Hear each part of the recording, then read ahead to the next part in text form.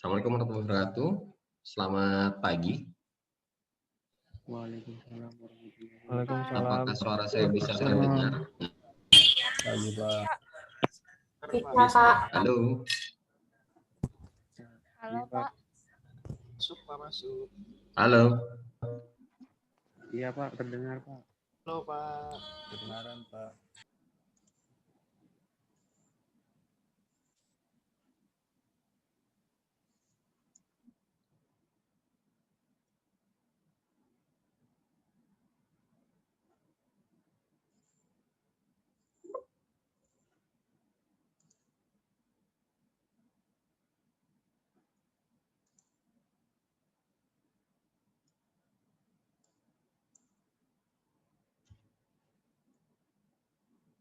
Koordinator kelasnya siapa ya?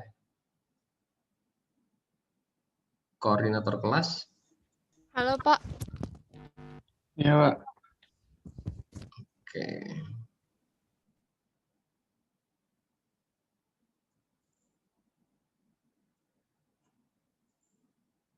Kelas B? Koordinatornya? Saya, Pak, Banu Pangestu. Soalnya tulisannya di absennya SIA tulisannya. Oh iya, Pak, maaf salah, Pak. Oke.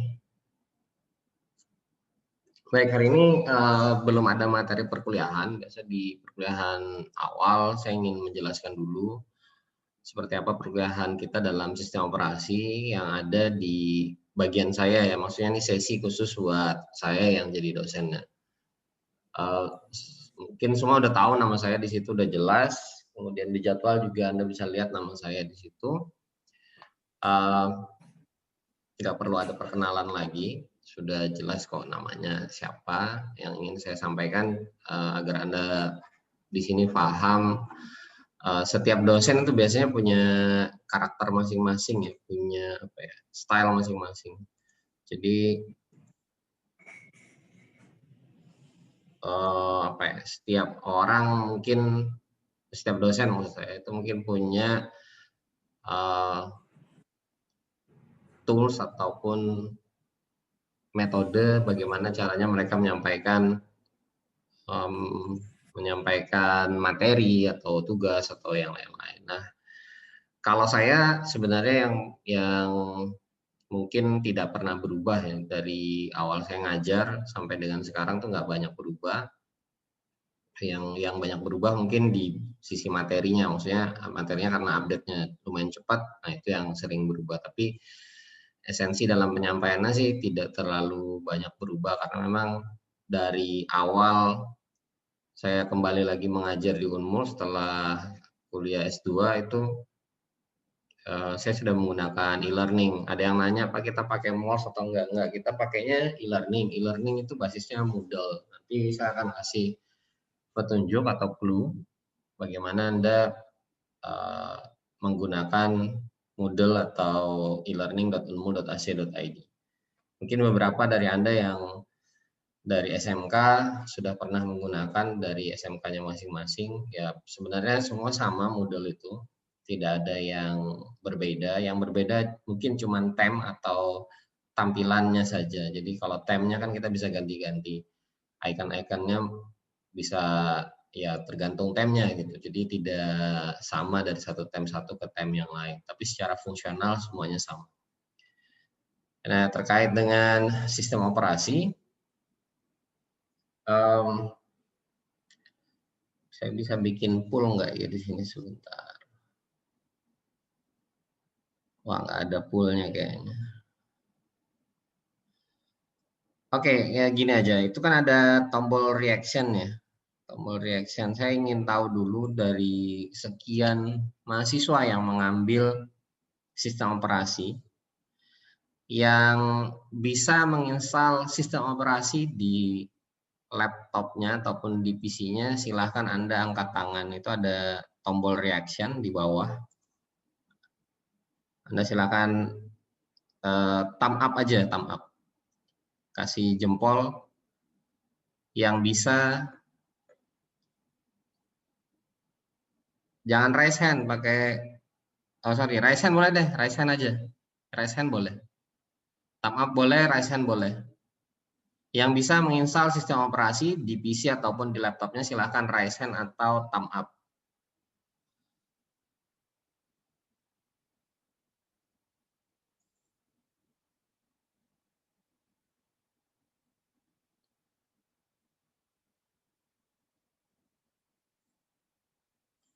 Satu, dua, tiga, empat, baru 4 orang.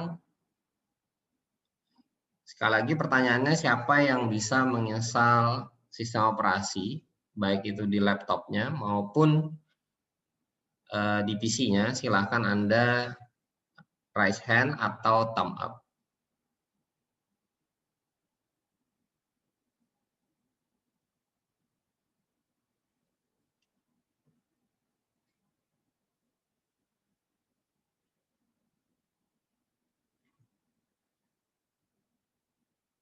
Ada lagi yang mau raise hand atau thumb up yang bisa menginstal sistem operasi di PC maupun di laptopnya?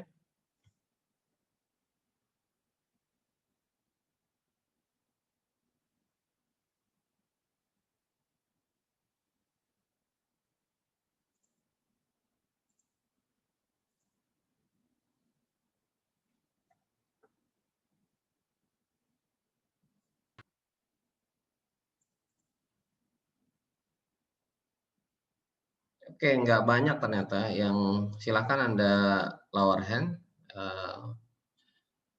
Terima kasih. Nggak sampai setengah kelas.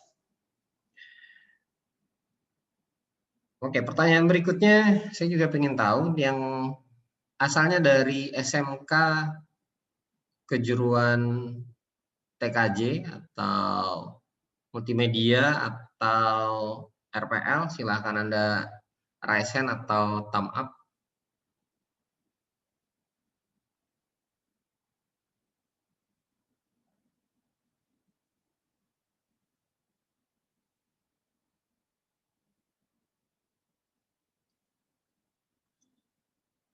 Oke, ada lagi yang dari SMK, TKJ, RPL atau multimedia?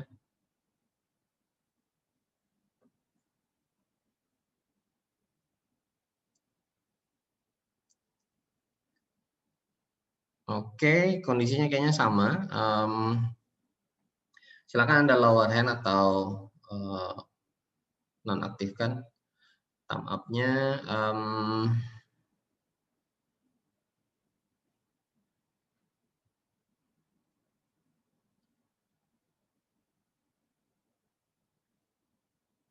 Silakan yang raise hand di lower hand.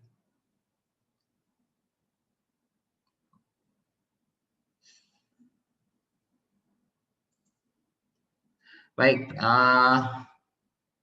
sebenarnya kuliah sistem operasi itu tidak mewajibkan Anda untuk menginstal sistem operasi, bisa menginstal sistem operasi di laptop maupun di PC Anda. Tapi orang di luar sana, maksudnya masyarakat awam itu pasti akan bertanya kepada Anda, loh Anda kan anak IT, Anda kan kuliah di sistem informasi atau terkait dengan IT lah.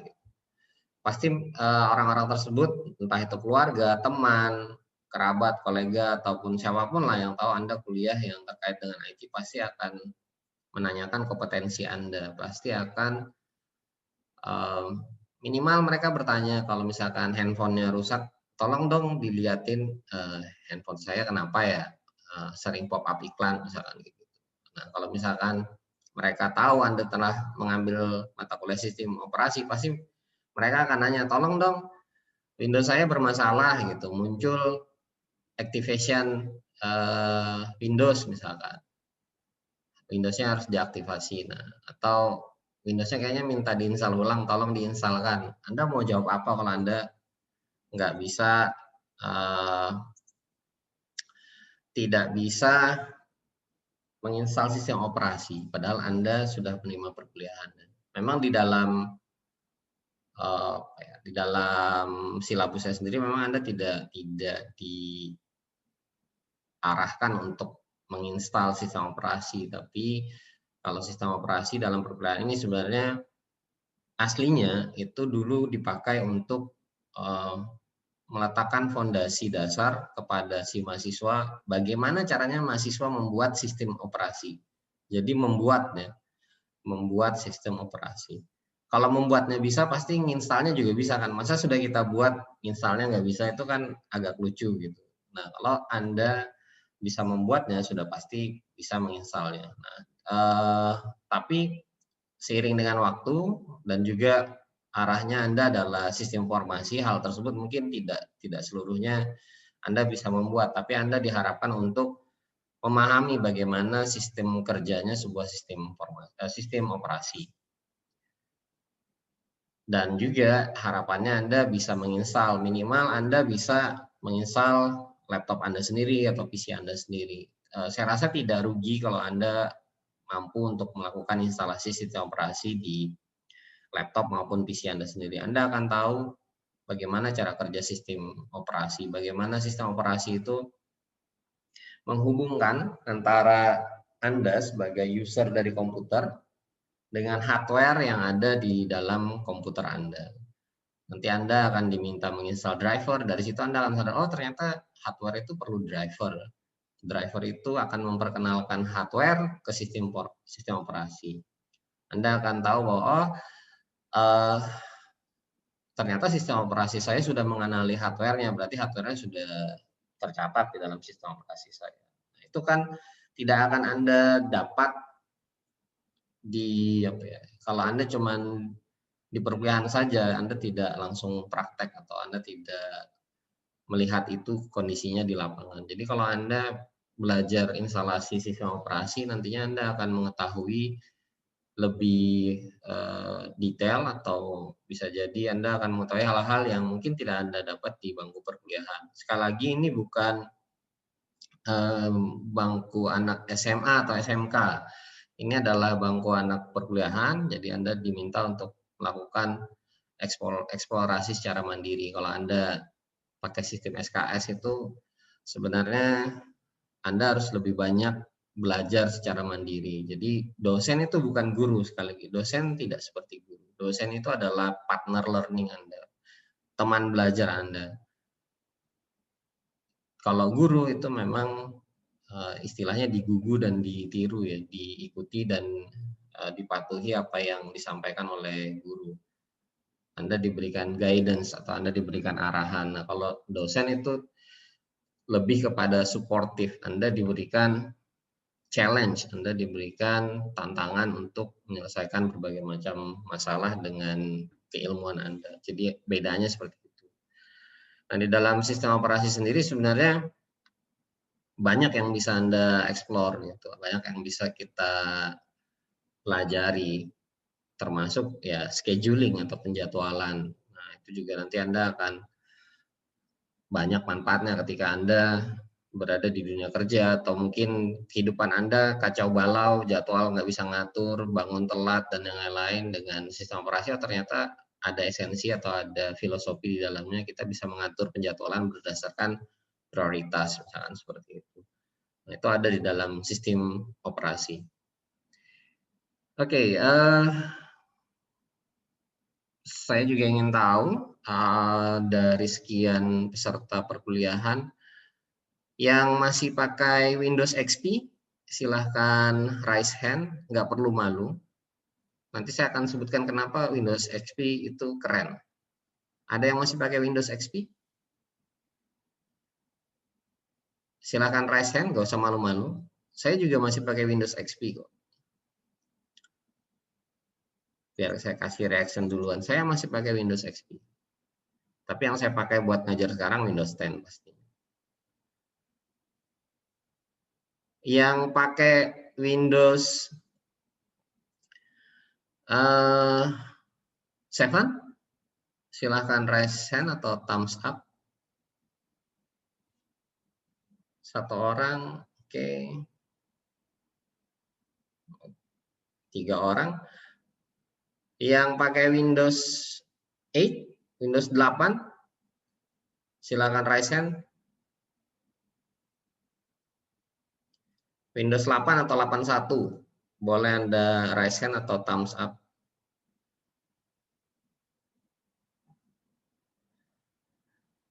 Oke, yang pakai Windows 10, jadi silakan raise hand dan atau thumb up. Windows 10, hampir semua pakai Windows 10.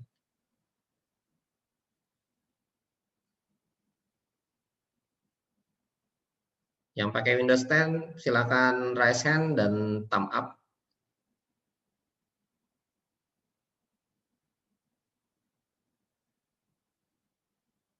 Oke, yang pakai macOS, saya nggak sebutkan versinya, pokoknya macOS aja, silakan Anda raise hand. Yang pakai macOS, silakan raise hand atau thumb up. macOS. Yang pakai macOS, silahkan raise hand atau thumb up.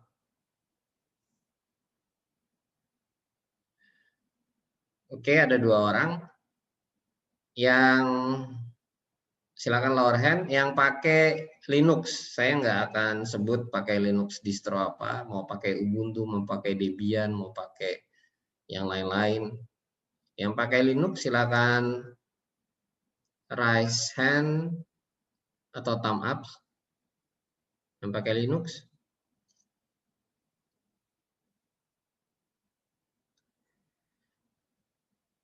Yang pakai Linux, oke. Nggak ada yang raise hand. Yang nggak sadar kalau Anda pakai Linux, silahkan angkat tangan. Yang nggak sadar Anda pakai Linux. Oh, ada 1 orang yang nggak sadar pakai Linux. 2 orang.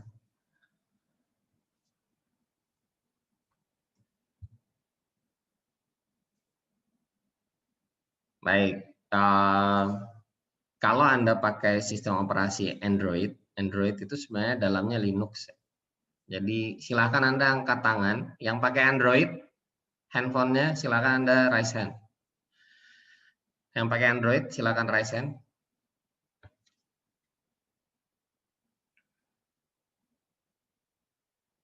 Oh, banyak. Thumb up atau raise hand boleh. Yang pakai Android.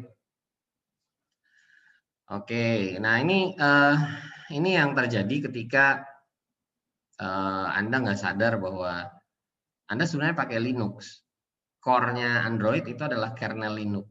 Kernel itu adalah inti dari sebuah sistem operasi ya. Nanti kita akan lihat lah di dalam perkuliahan.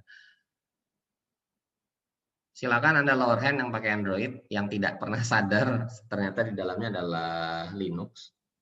Termasuk kalau Anda ada yang langganan IndiHome di rumah, kemudian pakai STB-nya, set-top box-nya itu buat nonton TV di UC TV, itu juga dalamnya Android.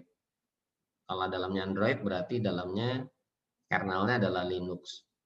Kemudian kalau Anda punya beberapa akses point, nah itu juga kadang dalamnya ada Linux-nya.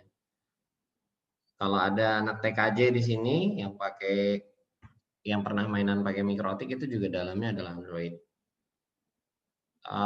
Yang tadi kayaknya ada yang pakai macOS. Yang pakai macOS itu kernelnya pakainya BSD ya. Jadi BSD itu varian dari Unix. Sebenarnya Unix, Linux itu masih erat kekerabatannya, sintaks, komennya segala macam juga hampir mirip-mirip. Jadi kalau ada yang pakai macOS, ya sebenarnya secara kernel itu sangat dekat sekali dengan BSD, variannya BSD. BSD, Linux, Unix itu kekerabatannya sangat tinggi. Arsitektur dari sistem operasinya itu nggak terlalu beda jauh. Ya mungkin berbeda nanti dengan Windows. Ya termasuk kalau Anda pakai Android, Android dengan Linux juga sebenarnya sama. Jadi selama ini mungkin Anda nggak sadar. Nah, kalau Anda ngambil mata kuliah sistem operasi, Anda mungkin baru sadar, oh ternyata selama ini saya pakai Linux. Cuman saya nggak tahu kalau Android itu adalah Linux. Atau selama ini saya nonton UCTV pakai set-top box-nya itu, sistem operasinya kayaknya Android. Gitu. Nah, Android itu dalamannya Linux.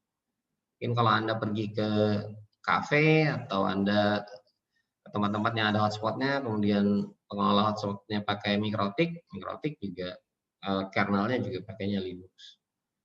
Tadi yang pakai macOS, kernelnya sebenarnya dimodif dari BSD. Jadi kalau Anda paham tentang cara kerja atau arsitektur dari sistem operasi, saya yakin ketika Anda melakukan instalasi itu sebenarnya tidak terlalu sulit instalasi sistem operasi baik itu di laptop maupun di PC Anda.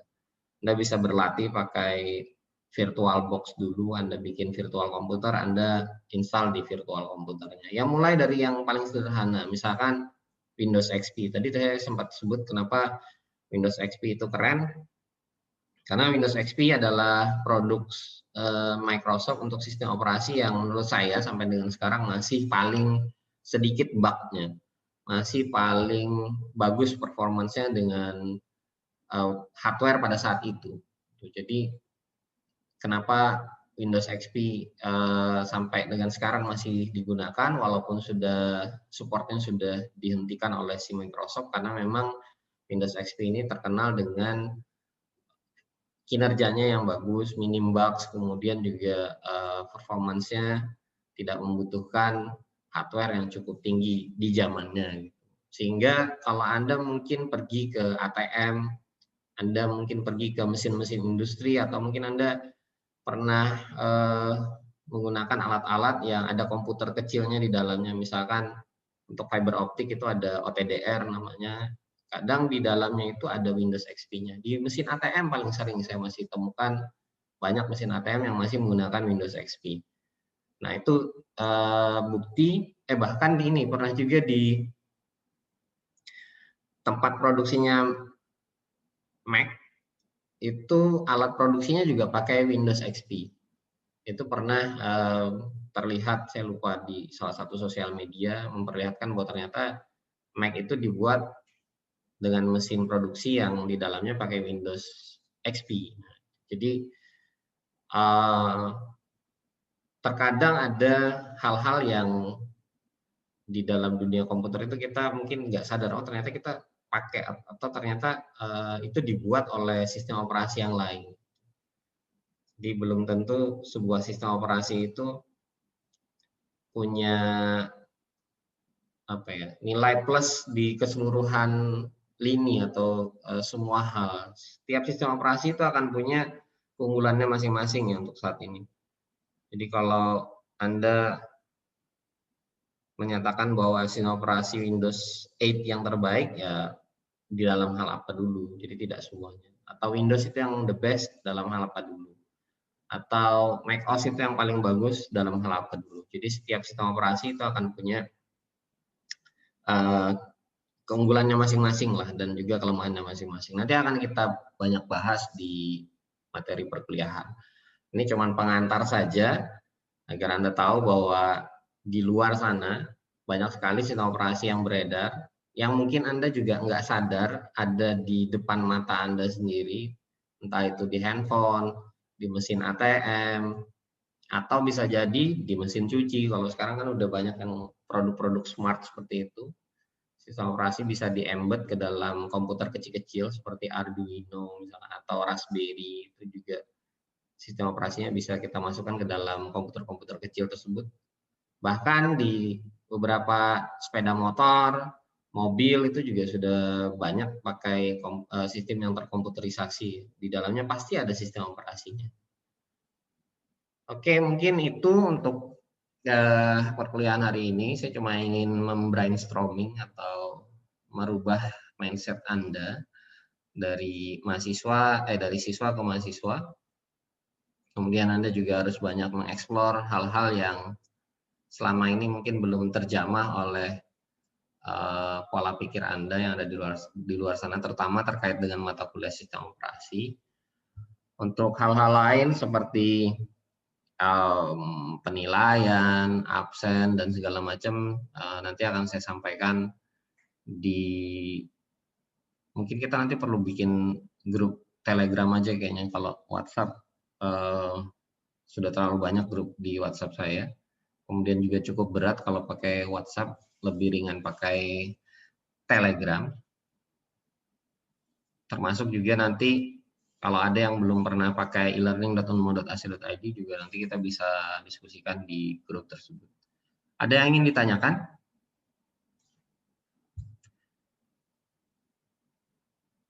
Ada yang mau tanya?